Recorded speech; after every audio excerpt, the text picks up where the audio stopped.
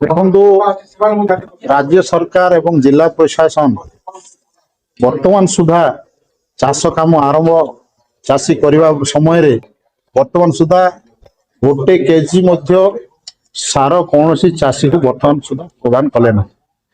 ବରଂ ଚାଷୀ କିଭଳି ଭାବରେ ଚାଷ ନ କରିବେ ଏବଂ ଚାଷୀ କିଭଳି ଭାବରେ ସାର ନ ପାଇବେ ସେଇଥିପାଇଁ ସେ କୃତ୍ରିମ ଅଭାବ କରିବା ପାଇଁ ସରକାର ଗୋଟେ ଚିଠି କଲେକ୍ଟରଙ୍କ ମାଧ୍ୟମରେ ଜଣାଇଛନ୍ତି ଯେ ପ୍ରତ୍ୟେକ ଚାଷୀଙ୍କୁ ପଟ୍ଟା ଧରିକି ଯାଇ ଗୋଟେ ଏକର ପିଛା ଗୋଟେ ବ୍ୟାଗ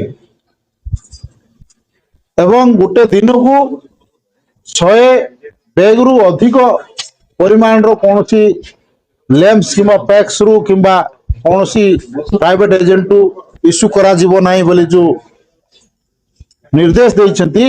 ନିଶ୍ଚିତ ଭାବରେ ଏହା ଚାଷୀ ଏବଂ ଚାଷ ବିରୋଧୀ। ଚାଷ ଏବଂ ଚାଷୀ ହେଉଛନ୍ତି ଆମର ଅର୍ଥନୈତିକ କ୍ଷେତ୍ରର ମେରୁଦଣ୍ଡ।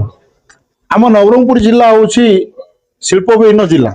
ଏ ଜିଲ୍ଲାର ଲୋକ ସାଧାରଣତଃ ଚାଷ ଉପରେ ନିର୍ଭର କରନ୍ତି।